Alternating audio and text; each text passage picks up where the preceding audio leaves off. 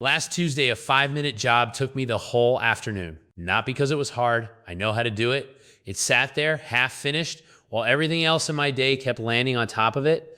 By 6 o'clock, I had done almost nothing, and I told myself the same thing I always do. I am lazy. I need more discipline. I was wrong. It was not discipline. It was a number, and the number is a trap. And once you see it, you will forgive yourself for about 100 bad afternoons. Here is the number. It is how full your day is, not how hard you work, how full. Most of us think a good day is a full day. Every hour booked, no gaps, running at 100%.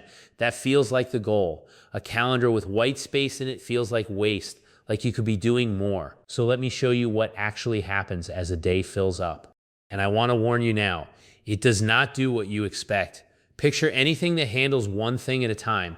A single supermarket till, one lane of a road, your own attention. Work arrives, you deal with it, the next thing arrives. There is one number that describes it. Call it how busy you are. 0 means idle all day. 1 means you never stop. 100% booked, back to back to back. Now the question that matters, as you get busier, how long does everything spend waiting for you? You would think it climbs in a straight line. Twice as busy, twice the wait, it does not. It bends, and near the top it stops being a line at all and turns into a wall. Let me give you the actual figures because they are hard to believe. At 50% busy, the queue waiting on you is about one thing. 1. Fine. At 90% busy, it is 9. At 95%, 19. At 99%, it is 99. Look at that last stretch.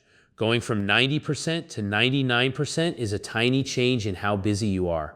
9 points. And the pile waiting on you goes from 9 to 99. It multiplies by 11. That is the trap. The difference between a very full day and a completely full day is not small. It is the difference between coping and drowning. So why does it do this? Why the wall? One word: randomness. Work does not arrive politely, evenly spaced, one thing at a time. It clumps. 3 emails land in the same minute. 2 people need you at once. The day comes in bursts, always. Now, when you are half full, that is fine. You have gaps. A clump lands, and the empty time right after it soaks the clump up. By the time the next burst comes, you have caught up. The slack absorbed the shock. But when you are 95% full, there is no gap. A clump lands, and there is nowhere for it to drain. So it pushes into the next thing, which was already tight, which pushes into the thing after that. One busy morning does not stay in the morning, it leaks into your whole week. The empty time was never doing nothing. The empty time was the shock absorber. And in the name of efficiency, you removed it. You have felt this everywhere, you just did not have the name. It is the supermarket with one till open and a line to the back wall, while a second till opens, and somehow the whole queue evaporates in a minute. Same shoppers. You just dropped how busy each till was, and the wall came down. It is the motorway that is completely fine, and then with just a few more cars turns into a car park. Nothing crashed, it simply crossed into the wall. It is your inbox in a bad week where you answer all day and it somehow grows. And here is the part one love. This is not a secret. The people who run systems for a living design around it on purpose. Hospitals. A hospital does not aim to fill every bed. The target, the one they actually plan for, is around 85% full. Not because they are wasteful, because they did this maths and they know that a hospital run at 100% is a hospital where the next emergency has nowhere to go and the ambulances start stacking up outside. They leave the beds empty so the system can breathe. The engineers who keep websites running do the same thing. They never run a server at 100%. They leave headroom deliberately because they know the delays explode right at the top.